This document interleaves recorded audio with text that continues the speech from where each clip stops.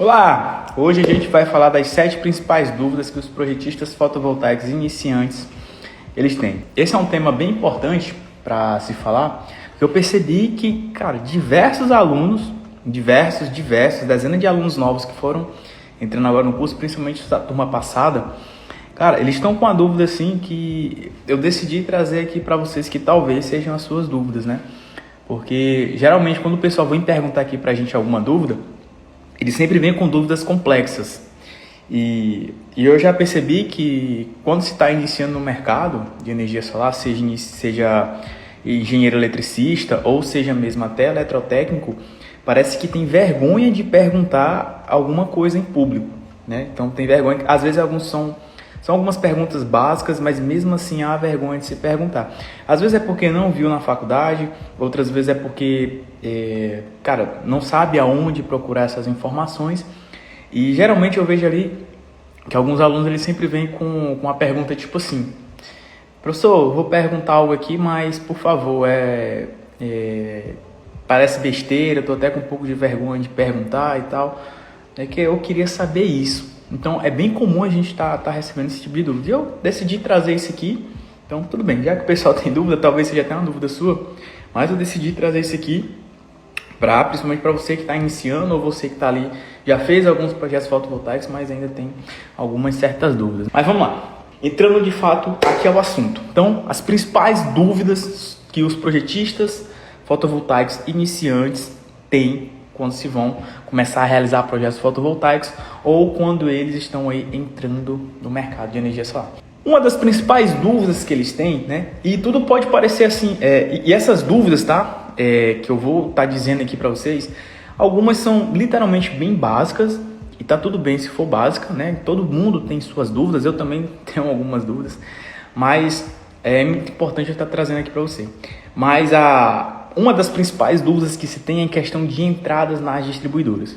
Então, a gente sabe que quando você tem o link das distribuidoras, para poder estar dando entrada é muito fácil, né? A gente sabe que não é muito fácil você encontrar o local aonde você vai estar dando entrada na distribuidora. Não é fácil. Por exemplo, uma das mais fáceis que se tem é a Equatorial. Mas para você encontrar aonde vai dar entrada na Equatorial, imagina que você está entrando a primeira vez no site da Equatorial. Você não encontra tão facilmente assim não. Porque, primeiro que você vai entrar no site, aí vai ter um nomezinho lá, e você tem que rolar a página lá embaixo e tem um nomezinho assim, microgeração. Acho que é uma coisa assim, né? Micro, mini geração. Cara, mas para você poder encontrar, você não encontra de forma fácil. A não ser que você converse com alguém que já tenha projeto aprovado lá, e aí você acaba sabendo onde é que você vai enviar o seu projeto fotovoltaico. Aí é bem fácil. Uma outra coisa também, por exemplo, na CEMIG, tem gente que não sabe onde é que vai enviar projetos para a CEMIG. Por quê? Porque na CEMIG aí você vai ter que fazer o APR Web, né? E lá você tem que fazer um cadastro, né? Você tem que enviar um cadastro, você tem que fazer um cadastro, tem que comprovar que você é um engenheiro eletricista ou que você é eletrotécnico e que você pode estar fazendo projetos elétricos. Então você tem que enviar para eles toda a sua certificação para que eles possam estar liberando o seu acesso para você realizar um projeto fotovoltaico, né?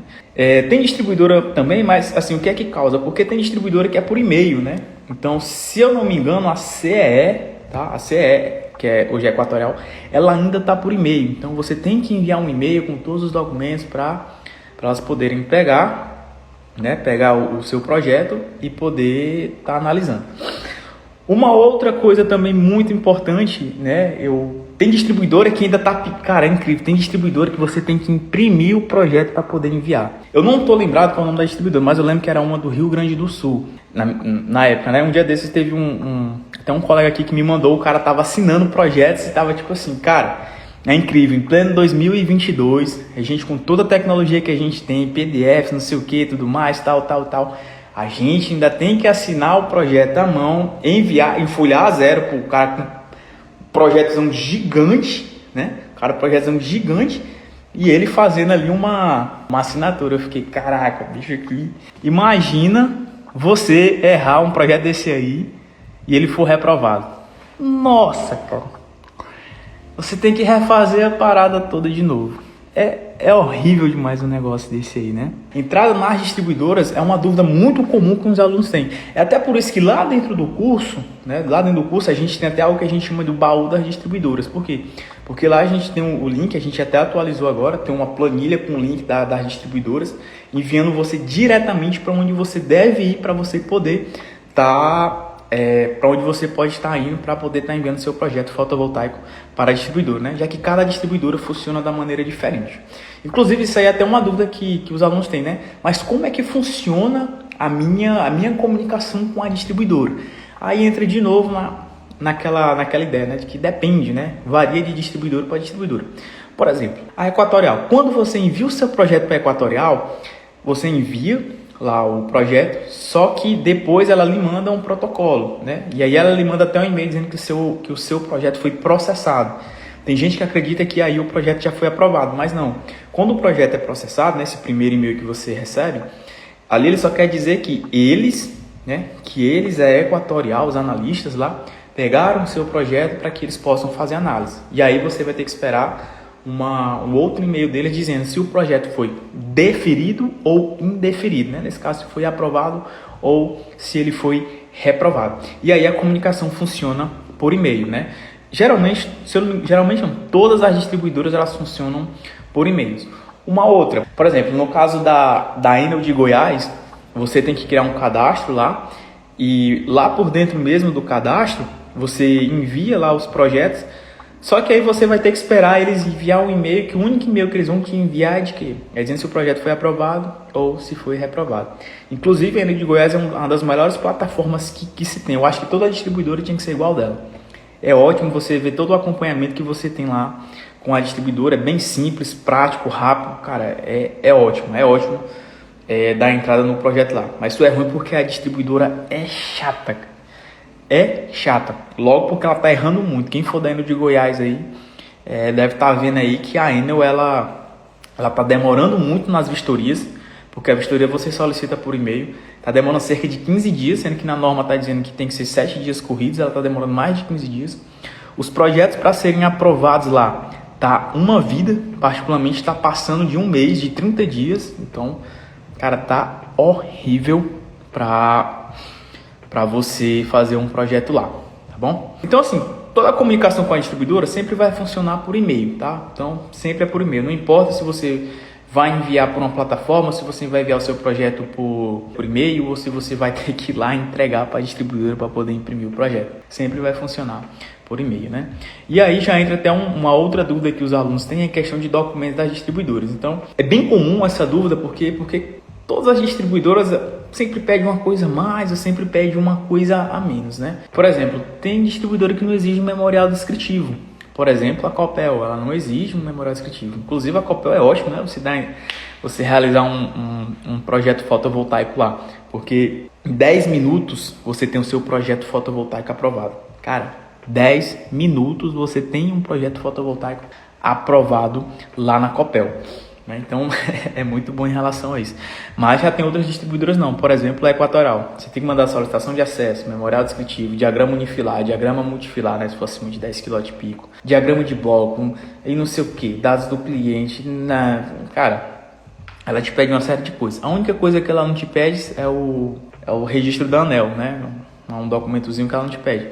Coisa que as outras distribuidoras já exigem. Por exemplo, a Enel. A Enel já te exige. A Energisa te exige. A Neoenergia te exige quando você faz lá o seu cadastro, que é todo online, né? Ela também acaba te exigindo isso aí, né? Então, principalmente essas 3 dúvidas aqui, quando se está iniciando, é padrão, todo aluno tem. Entrou no curso, quando vem falar com a gente no suporte, cara, como é que eu dou entrada? Por onde é que eu envio, né? Que é a questão da entrada. Como é que funciona a minha comunicação e quais são os documentos que eu vou precisar para essa distribuidora. Uma outra dúvida, essa daqui já é uma dúvida mais técnica, né? Extremamente técnica. Padrão de entrada. E essa daqui é um dos motivos que mais reprovam projetos fotovoltaicos. Antigamente, eu pensava assim, né? Que o que mais reprovava seria o diagrama. Eu sempre via muita gente errando em diagrama.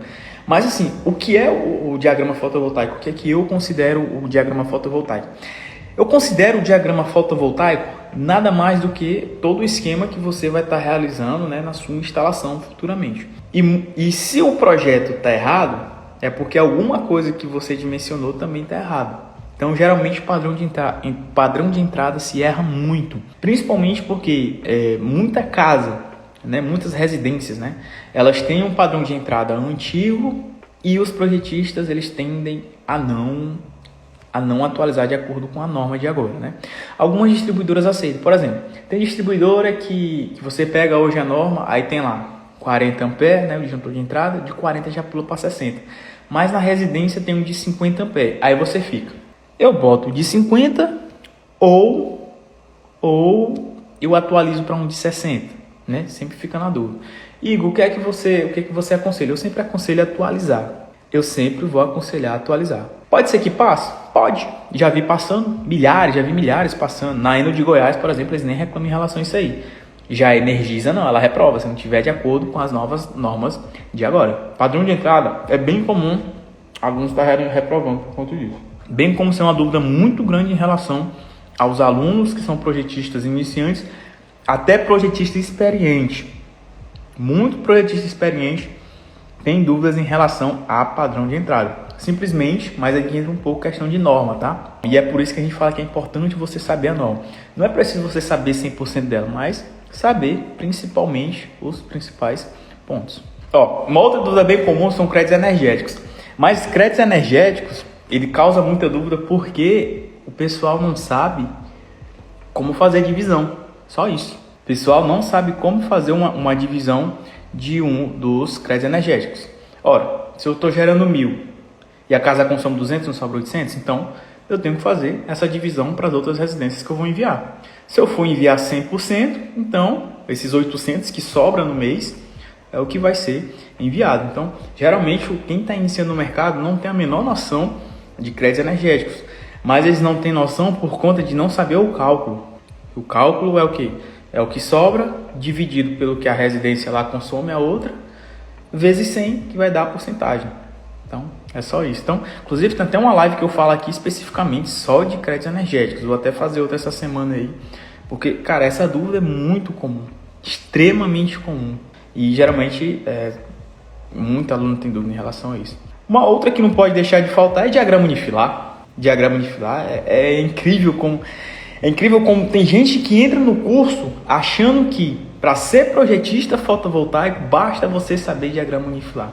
Tem gente que entra no curso achando que a distribuidora só exige diagrama unifilar. Tem gente que acha que todo projeto fotovoltaico ele se resume apenas a diagrama unifilar. É incrível como isso acontece. Às vezes eu até me pergunto, eu tenho vontade de perguntar, né? Mas eu só não pergunto mesmo porque, cara, a gente está num momento ali de tirar dúvidas. Mas eu fico, cara, e os documentos? Não é importante, não? Dar entrada na distribuidora também não é importante, não? Ter o teu projeto aprovado não é importante, não? Uma RT também não é importante, não? Uma TRT também não é importante, não? Assim, eu fico impressionado, né? Cara, não, eu só quero saber do diagrama unifilar, porque o diagrama unifilar, não sei o que e tal. E como a gente faz a análise, né, a gente faz a análise do projeto fotovoltaico antes de enviar para a distribuidora, né? A gente faz isso para alguns alunos. O aluno manda o diagrama unifilar, ele só manda o diagrama unifilar. Analisa o meu diagrama, beleza, a gente analisa. Aí ele pega as documentações, preenche as documentações, sem assistir às aulas. Olha só, o cara é iniciante, só pensa que tem diagrama unifilar, não assiste às aulas. Aí pega os documentos, o documento é só preencher aqui, preenche. Envia para a distribuidora, e aí o que acontece? Ele tem reprova por causa dos documentos e não por conta do diagrama. Quem manda todos os documentos para a gente fazer uma análise, 95% tem aprovação. Sempre tem aquele 5% que não tem aprovação, às vezes ou por falta de atenção dele, também às vezes a gente assume que às vezes também a gente erra na análise, tá? A gente assume, às vezes a gente deixa passar algum pontozinho, mas às vezes também é porque a distribuidora reprova sem motivo nenhum. E às vezes a gente só fala assim, não, reenvia de novo e aí é aprovado o projeto. Então, o que acontece? Só o diagrama unifilar não te torna projetista fotovoltaico e só ele não faz todo o projeto fotovoltaico. É preciso você saber preencher todas as documentações, lógico, fazer o diagrama unifilar, enviar para a distribuidora, fazer uma solicitação de vistoria. Se você for fazer um pedido de solicitação de vistoria para a Equatorial, cara, tu pensa que é só clicar um botão igual a CPFL? CPFL é ótimo, você aperta um botão, Equatorial não, você tem que mandar um relatório, mandar foto, não sei o que. Enel de Goiás também, poxa, foto, não sei o que, tem que fazer uns testes. Enel de São Paulo, nossa, cara.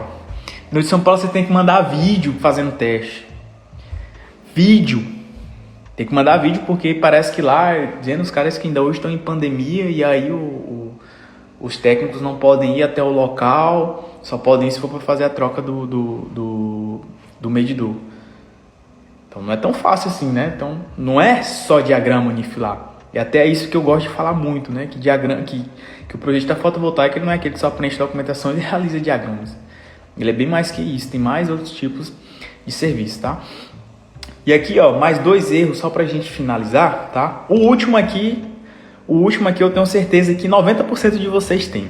O penúltimo é precificação de serviço fotovoltaico. Esse aqui eu digo que 80% tem dúvidas em relação à precificação de serviços fotovoltaicos. Inclusive, esse é um dos temas que eu mais falo aqui.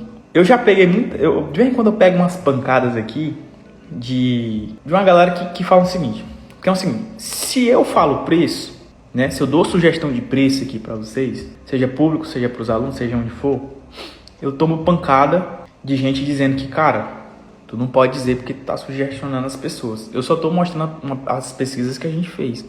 Eu sempre digo que você não é nem obrigado a você seguir. Eu sempre deixo esse tal de disclaimer, né? Se eu falo de precificação, mas eu não falo o preço, aqui eu já não tomo pancada, né? Mas aqui me aparecem muitas dúvidas da relação de, cara, mas eu não sei como cobrar. Eu não sei quanto cobrar. Eu, de fato, não sei quanto vale o meu serviço como projetista fotovoltaico. E tá tudo bem. Por quê? Porque a gente não aprende por aí. Infelizmente, as faculdades, né, as universidades, seja os IFPs, né, os institutos federais, onde vocês formam, eles não ensinam a gente a vender o nosso serviço.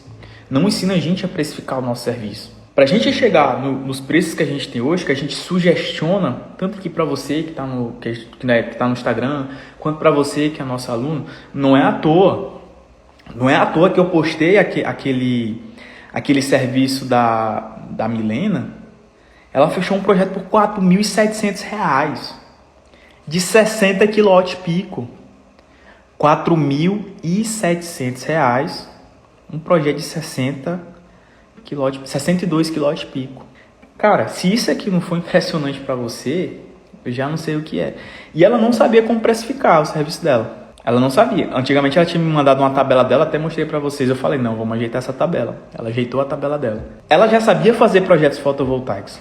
E ela é uma pessoa que ganha bem. Ela é uma pessoa que sabe fazer muita questão de laudos, né? Negócio de perícias. Ela sabe muito fazer. Tô doido pra que ela faça um negócio, uma aula, uma oficina pra gente sobre perícia. Cara, vai ser demais. O que é que vocês acham da gente trazer vai ser uma entrevista aqui, a gente falando só de perícia de energia solar fotovoltaica. Cara, acho que vai ser ótimo. Bota aí se vocês gostariam, se sim ou se não. Que aí eu posso conversar com ela. Mas, cara, ela não sabia como cobrar. Ela fazia projeto de 10 kW, de 20 kW. E ela fazia muito, ela fazia uns 15 projetos por mês. E aí, quando ela que na verdade foi um aluno que entrou em contato comigo, falou, Cico, eu quero um projeto. Eu falei, cara, eu não faço. Eu vou passar para outra pessoa, porque eu tenho confiança nela. Passei. Quando eu passei para ela, aí ela falou, Cico, quanto é que eu cobro? Eu não sei quanto é que eu cobro por esse projeto de 62 kW pico. Porque eu nunca fiz um projeto desse tamanho, e se quando eu fazer, eu quero que tu me auxilie. Eu disse, tá bom, te auxilio. E aí, ela falou, tá, mas quanto é que eu cobro? Eu falei, cobra 5 mil reais. Eu falei 5 mil porque eu sabia que ia ter ali uma espécie de... O cara ia dar uma chorada, tudo mais e tal. Eu falei 5 mil no intuito dela fechar por 4 mil. Só que ela fechou por 4.700 reais. Eu fiquei, caraca, eu fiquei assim, cara, nem eu nunca fechei um projeto desse tamanho por 4.700 reais. Cara, foi assim... Foi muito legal. Então, assim, mas essa questão de precificação, ela vem porque a maioria, né, de quem é projetista fotovoltaico não sabe o serviço que entrega para os seus clientes. Não é à toa que quando você vai no mercado ou quando algum cliente conversa com você, ele fala assim, não, mas um outro projetista ali, ele fazia 2, 3 projetos para mim, independente da potência, ele fazia por, sei lá, 500 reais. 2 projetos por 500 reais, eu fico, cara, isso é um absurdo. Isso é porque o cara não tem conhecimento do serviço que ele faz. Por quê? O que é que o projetista ele faz, né? Não vou falar tudo aqui, mas o que é que ele faz? Inclusive tem episódio aqui que eu explico direitinho, né?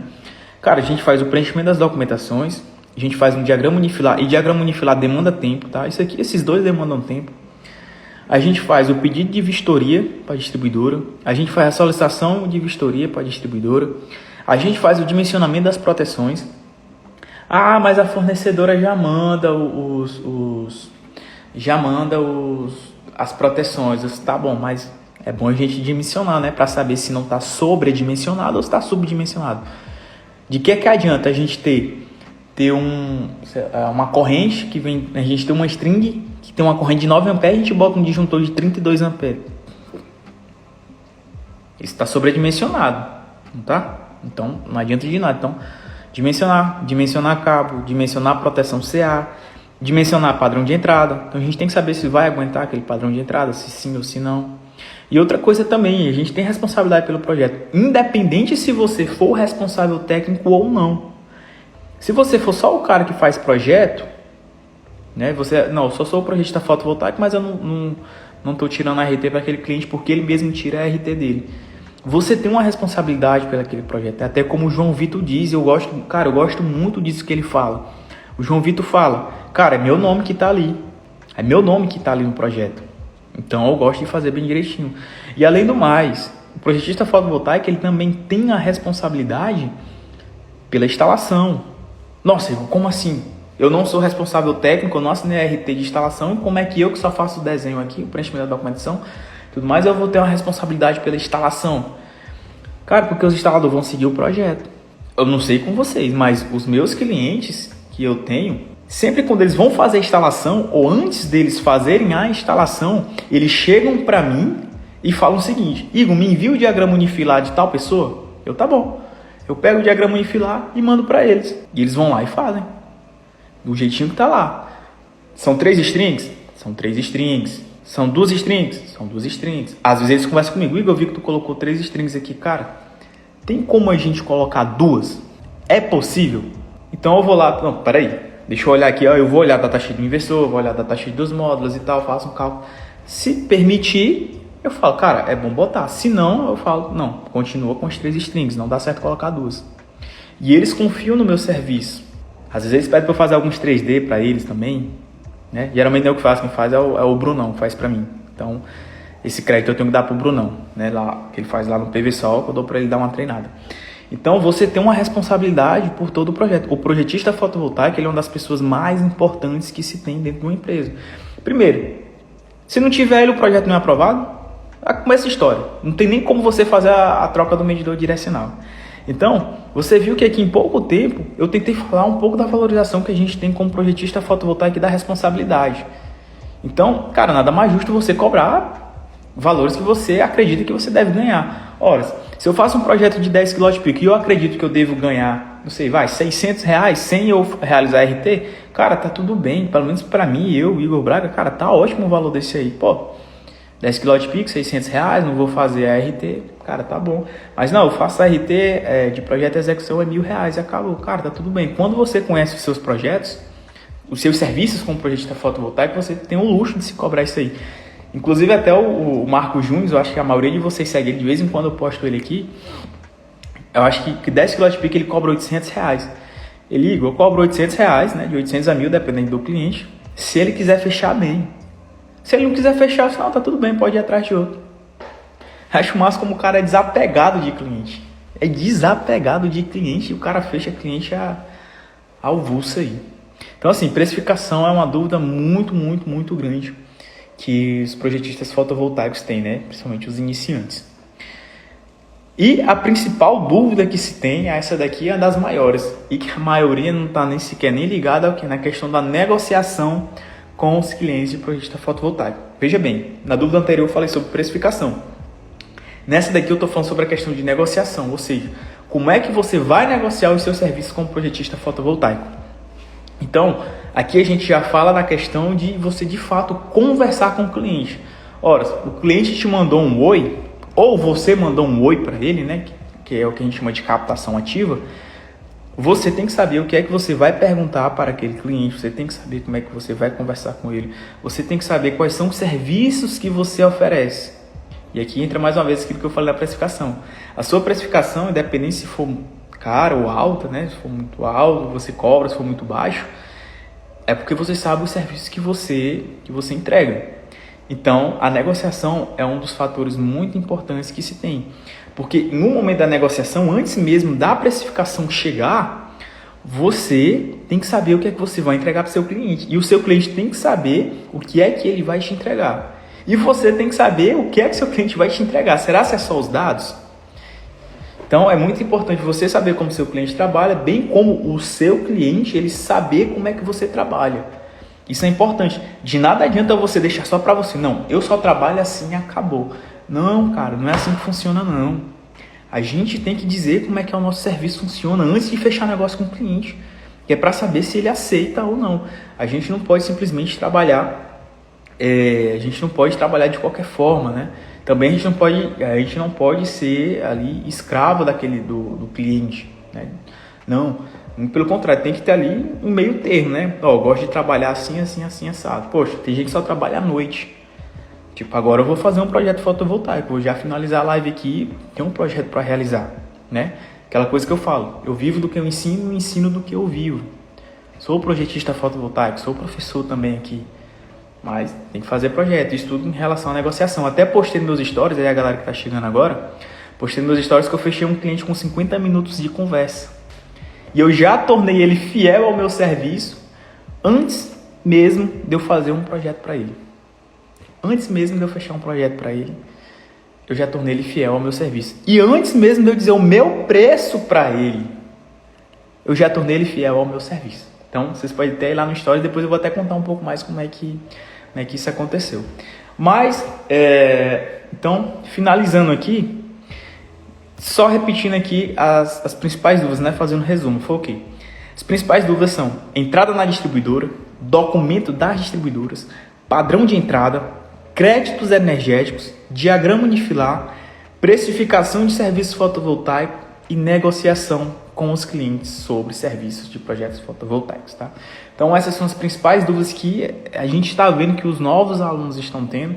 Tinha outras, né? Tinha outras que eu acreditava que era e realmente era, mas ali foi... Então assim, a gente vai mudando com o tempo, né? Os nossos conhecimentos vão mudando, a gente vai tendo mais pessoas que vão pegando mais consciência do que é ser projetista fotovoltaico. A gente tenta trazer isso aqui de fato direto para vocês. Mas é isso aí, tá, pessoal? Particularmente era isso que eu queria conversar com vocês hoje. Então é isso aí, pessoal. Um abraço para vocês e boa noite. E vamos projetar.